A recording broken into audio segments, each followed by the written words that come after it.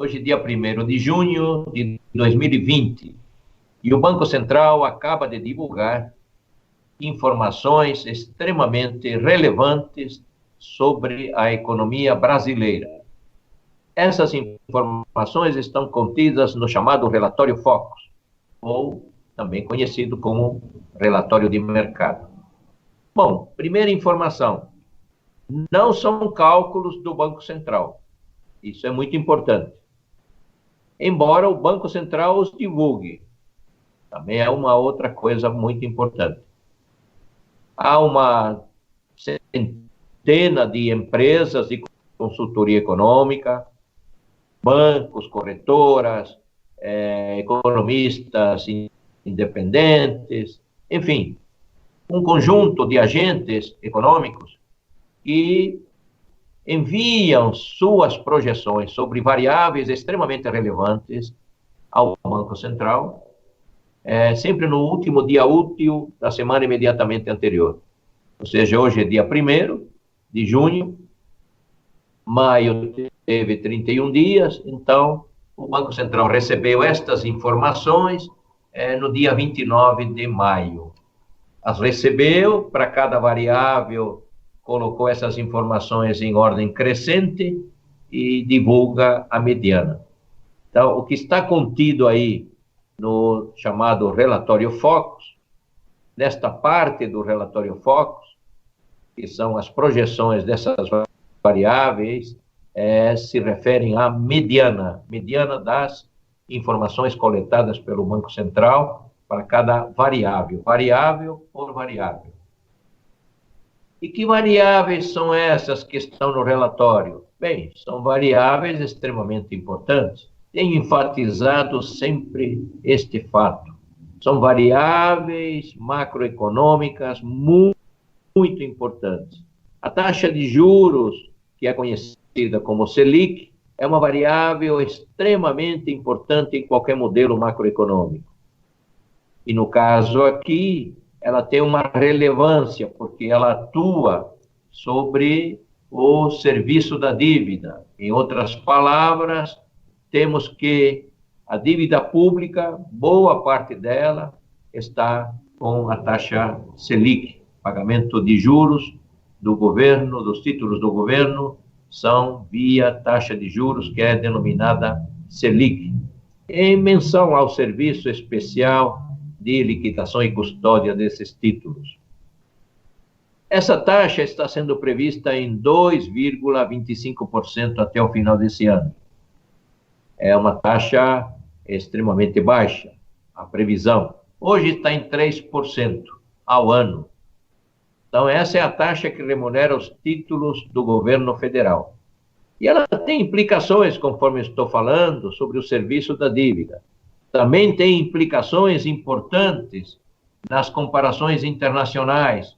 O investidor internacional, ele está olhando onde ele aplica o seu dinheiro. Ele pode aplicar o dinheiro em títulos do governo brasileiro, sem sombra de dúvida. E ele está olhando os riscos que ele vai incorrer. Toda vez que a taxa de juros diminui, comparativamente aos cenários internacionais, pode ser que o investidor decida até sair das aplicações no Brasil e ir para outros países, para outros títulos de outros países, por achar que em esses países o risco é menor. Estamos convivendo hoje com 3 riscos muito elevados, e todos ao mesmo tempo. O risco da pandemia sanitária, que está ceifando milhares de vidas, os efeitos dessa pandemia sobre o nível de atividade e emprego, e a crise política, que acaba influenciando sobremaneira a gestão da própria pandemia e influenciando negativamente a própria retomada do crescimento econômico da nossa economia. Então, a taxa de juros tem uma relevância sobre a questão fiscal e também sobre o ingresso ou saída de capitais do nosso país. Temos a taxa de câmbio, que é outra variável extremamente importante. No caso aqui está prevista em R$ 5,40 por dólar até o final do ano. Temos oscilações, tem horas que a taxa permaneceu próximo de R$ 6 por dólar, caiu um pouco agora, mas nada indica que ela vai continuar em queda. Ao contrário, há muito pessimismo com relação a essa volatilidade da taxa de câmbio. Algumas agências internacionais de economia apostam que chegaremos a R$ 6 por dólar num mês, 2 meses ou 3 meses pela frente. Por enquanto, então, na previsão do relatório Focus, está previsto R$ 5,40 por dólar. Essas duas variáveis são muito importantes. Se você tem uma grana, e você pode se perguntar, onde aplico minha grana? Se hoje o Banco Central está fixando a taxa de juros em 3% ao ano, a Selic, fique sabendo que a caderneta de poupança paga 0,7% da Selic. Ou seja, por ano, nas aplicações da caderneta de poupança, a remuneração é 2,1%. É uma taxa baixa. Bom, mas é a taxa que remunera a caderneta de poupança. Pode ser baixa, mas você tem um valor aplicado e esse valor aplicado vai render um pouquinho. Se é mais baixa ou menos baixa, devemos compará-la com a taxa de inflação. A taxa de inflação prevista, medida pelo IPCA, é 1,55% para este ano. Então, se você ganha 2,10% na poupança, em termos de poder de compra, você ainda está com um valor maior de rentabilidade do que de inflação. Para o exportador, uma taxa de câmbio mais elevada recebe mais reais por dólar. Para o importador é exatamente o contrário. É claro que para aqueles que têm dívida em moeda estrangeira, uma desvalorização contínua do real não é nada favorável. E vamos ter, sim, uma contínua desvalorização, porque a situação do PIB e do nível de atividade está muito desalentadora. Vamos entrar exatamente nessa parte. Quais são as previsões para o Produto Interno Bruto na mediana das informações do relatório Focus? 6,25% de queda. Você poderá se perguntar, espera aí, mas saíram os números do IBGE mostrando que o PIB caiu 1,5% nesse último trimestre e que o consumo das famílias caiu 2%. E alguns dizem, olha, caiu muito pouco, o Brasil é resistente. Não, não é nada disso. Nada disso. Janeiro, fevereiro, março. Aqui em São Paulo e no Brasil de maneira geral, o isolamento começou em março, praticamente a partir da segunda quinzena de março.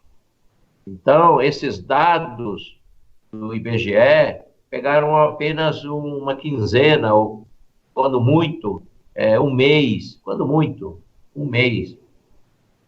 O próximo trimestre, não. Teremos março, uma parte de março, abril, maio e uma parte de junho. Mas como o trimestre fecha em março, então temos que levar em conta abril, maio e junho. Algumas atividades não estão indo mal, que são as atividades ligadas, por exemplo, a farmácias, laboratórios, não estão indo mal. As farmácias estão vendendo razoavelmente bem. São produtos, principalmente os produtos que estão diretamente ligados à saúde. Aqueles outros produtos, por exemplo, protetores solares, de beleza, etc., esses estão em queda. Por quê? Porque boa parte da população, uma grande maioria da população, está em casa. Precisa do remédio. Então, ela vai na farmácia e compra o remédio. Mas não compra, por exemplo, o protetor solar. Por quê? Porque não está saindo.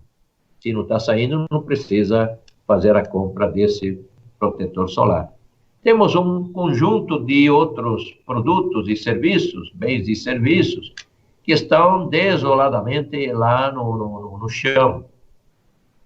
É toda uma gama de serviços ligadas aos, digamos, ao entretenimento, uma série de produtos ligados, por exemplo, ao ócio, né? Viagens, isso aí está no chão.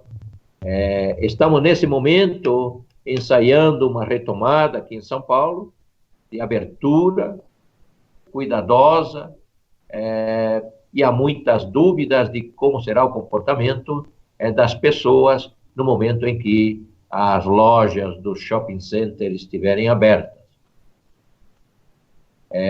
Todo cuidado deverá ser pouco. Como deveremos sair dessa crise? De uma maneira muito demorada, de uma maneira muito lenta, porque as pessoas estão com medo de que sejam pegas por esse terrível vírus e certamente tomarão muitos cuidados antes de se aventurarem a irem a lojas ou shopping centers. É necessário que essas lojas, esses lugares de ócio, estejam devidamente seguros para que a população possa, pouco a pouco, frequentá-los.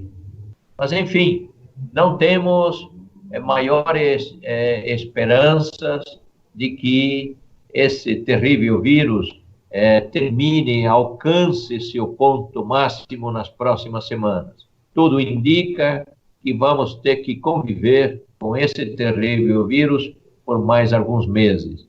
E, portanto, os estragos que serão feitos na economia brasileira, certamente, pelo fato de que estamos, ao mesmo tempo, tendo 3 crises em conjunto, a crise da pandemia, a crise que a pandemia gera no nível da atividade e uma crise política, isso está minando a gestão tanto da pandemia quanto da crise que está ocorrendo no nível da atividade e emprego. Provavelmente, as perdas em vidas humanas será maior, no caso brasileiro, e também a queda do PIB e da renda será maior do que na média dos outros países, porque estamos tomando as medidas fora das que deveriam ser tomadas para o combate a esse terrível vírus. Então, nós temos um cenário muito ruim pela frente. Vamos ter alguns milhões de pessoas desempregadas, vamos ter uma queda fantástica no nível de renda. E é necessário que a gente tenha um plano, algo que nos ajude do ponto de vista privado. E aqui, junto com o Instituto do Capitalismo Humanista, nós, na Ordem dos Economistas do Brasil, junto com o Instituto do Capitalismo Humanista, estamos apoiando o projeto de lei 3.515/15, que está sendo, neste momento, discutido na Câmara dos Deputados. Se esse projeto for aprovado, as famílias endividadas poderão ter um acréscimo de renda de 555,5 bilhões de reais, sem necessidade de que o Estado coloque um centavo sequer. Gravei um vídeo sobre esta questão e o resultado é fantasticamente positivo para a retomada do crescimento da economia brasileira. Imagine você que por lei, que é o projeto de lei 3.515, por lei, os credores se reúnem com aquele determinado devedor e, juntos, fazem um planejamento de como a dívida vai ser paga pelo devedor, mantendo obrigatoriamente 65% do salário dirigido para o mercado de bens e serviços daquela determinada família e 35% da renda dirigida para o pagamento de dívidas. Hoje é exatamente o oposto. Com esta aprovação, teremos certamente um melhor caminho para a retomada do crescimento econômico, pois não envolve um centavo público. São negociações no âmbito privado. Esta é a nossa mensagem aqui da Ordem dos Economistas do Brasil e do Instituto do Capitalismo Humanista com relação à retomada que pode ser feita, sim, graças à aprovação deste projeto de lei 3.515. Mas ainda analisando o relatório Focus, nós vamos salientar outras duas variáveis que tratam dos preços, do crescimento dos preços, da variação dos preços, que vem a ser o IGPM, cuja previsão é de um crescimento de 4,99%, e do caso dos preços administrados, um crescimento de 1% neste ano de 2020. Enfatizando a questão fiscal, que o resultado primário está previsto em 8% do PIB, de reais, enquanto que o resultado nominal, que envolve o serviço da dívida, está previsto em 12% do PIB, ou seja, em 876 bilhões de reais. E, por último, vamos tratar do setor externo. Temos uma balança comercial positiva, prevista em 45,5 bilhões de dólares. Temos um investimento estrangeiro direto previsto de 64 bilhões de dólares. E temos uma conta corrente de menos 28,10 bilhões de dólares. São números perfeitamente aceitáveis, estes do setor externo, da balança de pagamentos. E, no conjunto, temos apenas que lamentar